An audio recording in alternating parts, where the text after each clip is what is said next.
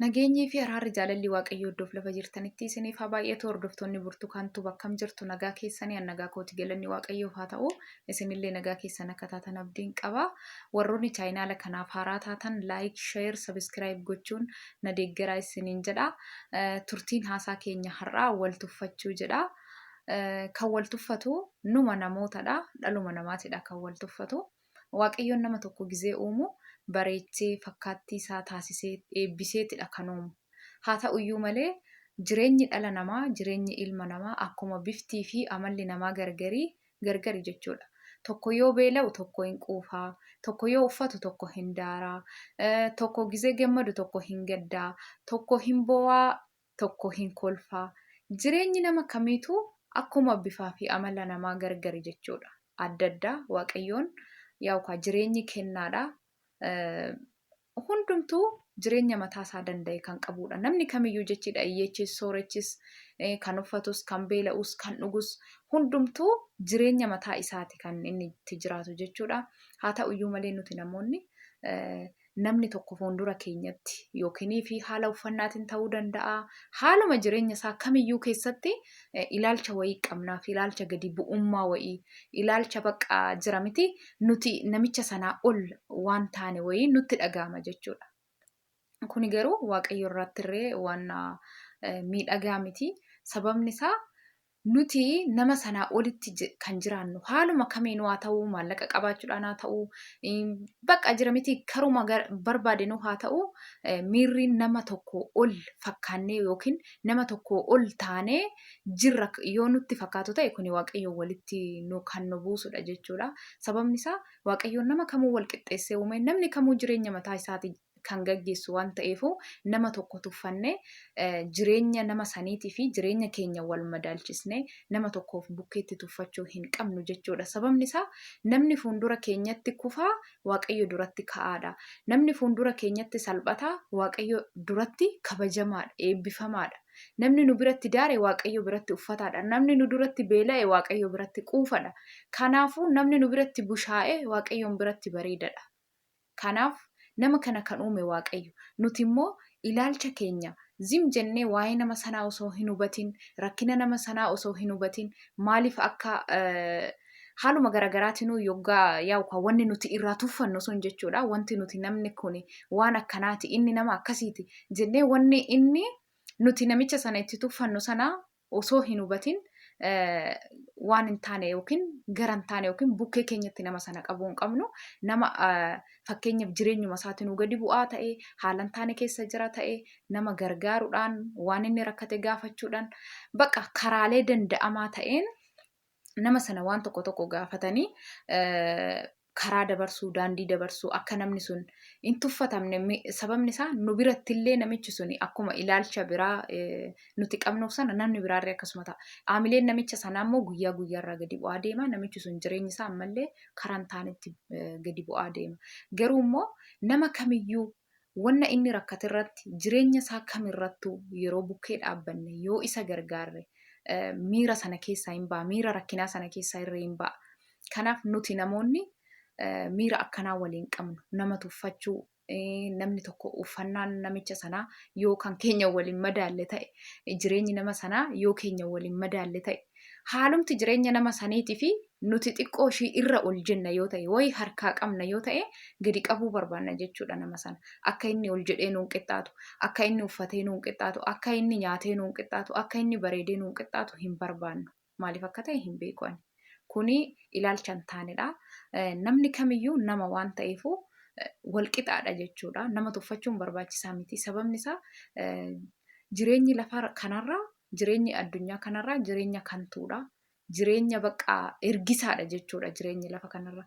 Jireenya ergisaa kanarratti immoo nama tuffachuun, ilaalcha badaa namaaf qabaachuun, waan hin taane namarratti yaadu, waan hin taane nama assaabuun, namicha sanatti illee baastee himuu yoo baatte ati nama akkanaati, ati nama tuffatamaadha, ati nama akkasiiti jettee ittiyyuu baastee yoo himuu baatte sammuu kee keessatti waan akkasii hin yaadda taanaan qixxee itti himteeti yookiin namicha sanaa miira keetiin haala keetiin miidhaa jirta. Sammuu kee keessatti waan hin taane assaabdee namicha sanaa miira isaa miita waan ta'eef haala kamirrattuu wanta akkanaa barbaachisa.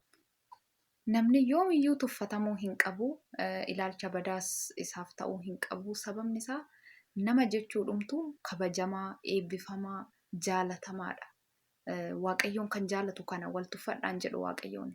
Sababni isaa hundumayyuu wal qixxeessituume, hundumtuu isa biratti bareedaadha. Kan cubbuu hojjetus, kan waan gaarii hojjetus, kan waan badaa hojjetus, kan nama gargaarus, kan nama hin gargaarres, hundumayyuu kan morus kanatus hundumaa kan uume Waaqayyoodha jechuudha. Hundumayyuu garuu jireenya keenyarraa kan kaane haala garaagaraa keessa galee cubbuus hojjenne, waan hin taanes namarratti tassaabne, namaaf waan gaarii assaabuu dhiisuudhaan haala hin taane jireenya keenya keessatti waan hin taane hojjanna malee Waaqayyo biratti namni kamiyyuu, namni hundumtuu tokkuma, namni tuffatamaan, namni kabajamaan hin jiru achitti. Hunduu kabajamaadha. Hunduu walqixxaataadha Waaqayyo duratti. Cubbamaadhayyuu kan cubbuu hojjeteyyuu gaabbii yoo galee, gaabbii gaafa seene cubbuusaa sun irraa ka'aa kabajamaadha jechuudha. Waaqayyo biratti jaalatamaadha, fudhatamaadha. Waaqayyoon hin jibbu nama kamiyyuu. Jaalateen nu uume waan ta'eefu, bareechin nu uume waan ta'eefu, Waaqayyoon nama tuffadhaan jedhu, nama kabajaa, nama jaaladhaa jedha. Namni kan jaalatamu namummaa isaa bichaadhaan, nama waan ta'e qofaafi. Afaan biraa waan haasa'uuf miti. Waan gaarii uffatuuf miti. Wanta gaarii harkaa qabuuf miti. Bakka jireenya isaatiin ala kan ta'e nama ta'uusaa bichaa, nama ta'ee dhalachuusaa bichaadhaan namni kan jaalatamu, tuffatamuu hin qabu. Namni kabajamaadha, eebbifamaadha. Namni fakkaattii Waaqayyooti, fakkaattii Waaqati waan ta'eefu nuti nama biyya lafaa kanarratti nama tuffanna taanan, uumaa tuffannata, uumama tuffanna taanan akka nama uumaa tuffateeti jechuudha nuti. Sababni isaa uumama kan uumu uumadha jechuudha. Uumama kan uumu uumadha waan ta'eefu uumama kana tuffanne taanan uumas tuffannee jechuudha. Sababni isaa kan uumee fi kan uumee kabanyee kan uumame salphisuun tokkuma umtuu wanni adda ta'e hin jiru. Sababni isaa nama Waaqayyoon uume tuffatanii of ilaalcha hin taane qabaachaa fi uumaa immoo kadhachuu, uumaa kabajuu, uumaa galateeffachuun hin ta'u jechuudha. Waaqayyoon nama fakkaattii isaa taasisee waan uumeefu namni tokko kan jaalatamu nama ta'uusaa bichaa, nama ta'ee waan dhalate bichaa. Ani dhugaa dubbachuudhaaf namni kamiyyuu ana biratti walqixa dhugaa siniin jedha. Haa qabaatus, haa dhabus, waan barbaadeyyuu haa ta'u bakka namummaa isaa bichaa. Sababni isaa nama gaariis akkuma gaarummaa isaatti itti siqa dhugaa dubbachuudhaaf. Nama amala hin taane qabus amala badaa qaba yookiin namichi kun amala hin taane qaba jedhee irraa siqu. Amaluma isaa saniin hanqabee itti siqa. Nama amala adda addaa qabu kamiyyuu amaluma isaatiin hanqaba dhugaa isinitti mul'afa. Amala koo keessaa kan hin jaaladhu isa kanaadha. Namni kun amala badaa qaba jedhee irraan fagaadhu. Namni kun amala gaarii qaba jedhee ittiin dhiyaadhu. Nama kamiyyuu amala isaaniitiinidha kanan ani itti dhiyaadhe qabu. Nama immoo namummaa isaa bichaadhaan jaaladha isiniin jedha. Ani abjuun koo waggaa dheeraa, abjuun koo duratti irraa qabee baqa jalqaba kootirraa qabee of baree nama gargaaru. Baqa waan an qaburraa, waan an nyaadhurraa ma fakkeenyaaf ijoolleen ollaatti, ijoolleen wajjin kan barannu isaa ta'anii, kan ollaa isaa ta'anii jira mitiiree jireenyi namaa gargari waan ta'eefu akkas warra xiqqooshii nuti irra jirruuf midhaan ofii maatiin naaf kennee ani nyaadhu sana geesseen qoodaaf jechuudha. Amala akkanaatan qaba.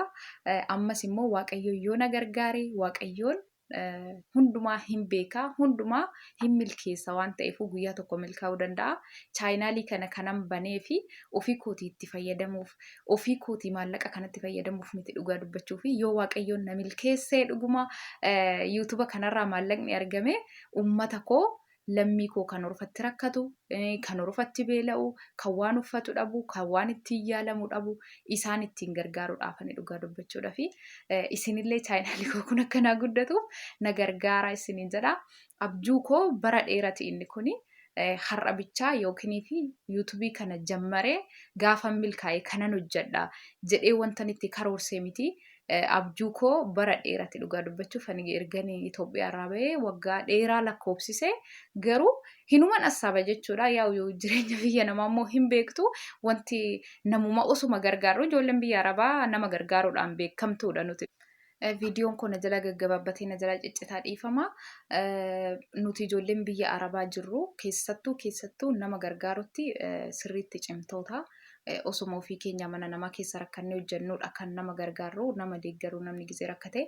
Kanaa olitti immoo ofii kootiin qaama kiyyaan iddoo sanatti argame nama tokko biyaansi nama tokko jireenya isaa jijjiiruun barbaada dhugaa dubbachuu fi isinillee abjuu kiyya kana naa milkeessaa chaayinaala kiyya sabiskiraayibii naaf godhaa warri viidiyoon kun isin bira geessiniin jedhaa yaa'uka waaqayyoon beekadhaa. Hundumaa hin milkeessaa, hundumaa hin raawwataa.